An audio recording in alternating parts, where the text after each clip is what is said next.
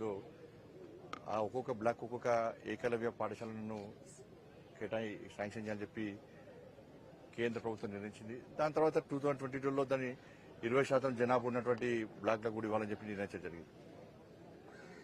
దీన్ని దృష్టిలో ఉంచుకొని మొత్తం దేశవ్యాప్తంగా 728 ఈ పాఠశాలను మనం ప్రారంభించాలని చెప్పి మంజూరు శాంక్షన్ చేసినాం మోడీ గారి ప్రభుత్వం.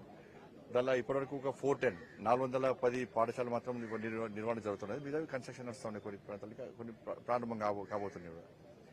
దీని ద్వారా దాదాపు దేశవ్యాప్తంగా 1,20,000 మంది పైగా స్టూడెంట్స్ చదువుకుంటూ ఉన్నారు. అంటే ఒక్కొక్క స్కూల్కు 480 స్టూడెంట్స్ మనం కోటా ఇవ్వడం జరిగింది. దానిలో స్పోర్ట్స్ కానీ ఇతరులకు కూడా మనం రిజర్వేషన్ కూడా దానికి కేటాయించడం జరిగింది. ఒక్కొక్క స్టూడెంట్ పేరు మీద 1,09,000 ప్రతి సంవత్సరం ఖర్చు పెడుతున్నాం మనం. బిల్డింగ్ కన్స్ట్రక్షన్ కూడా 38 crores ఖర్చు పెడుతున్నాం మనం. ఈ నక్సల్స్ ప్రభావిత ప్రాంతాల్లో 48 crores మన బిల్డింగ్ కూడా పూర్తి కేంద్ర ప్రభుత్వ నిధులతో మనం నిర్వహిస్తున్నాం.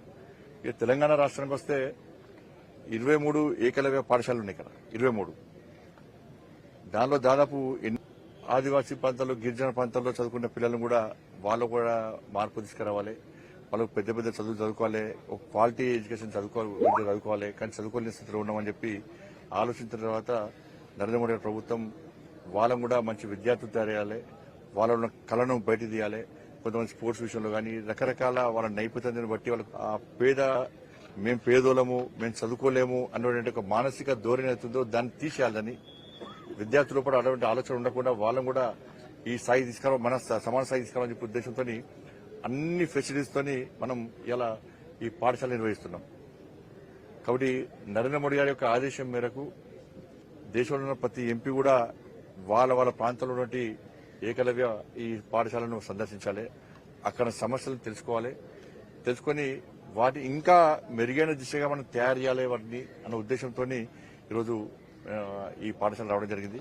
ఇవాళ నా పార్లమెంట్ నియోజకవర్గానికి సంబంధించి 2 పాఠశాలలు ఉన్నాయి. ఒకటేమో ఈ కోనరాపేట మరిమడ్ల, ఇంకోటి ఎల్లారెడ్డిపేటలో దుమాల. ఈ 2 పాఠశాలలు సందర్శించి విద్యార్థులు కానీ సిబ్బంది కానీ ఎదుర్కొంటున్న సమస్యలు, ఇక్కడ సౌకర్యాల విషయంలో ఉన్నటువంటి అన్ని విషయాలు తెలుసుకోవడం జరిగింది. గౌరవ కలెక్టర్ గారు, గౌరవ ఎస్పీ గారు వచ్చిన ఇతర అధికారులు కూడా రావడం జరిగింది. తెలుసుకొని పూర్తి నివేదికను మనం కేంద్ర ప్రభుత్వం తీసుకొస్తాం.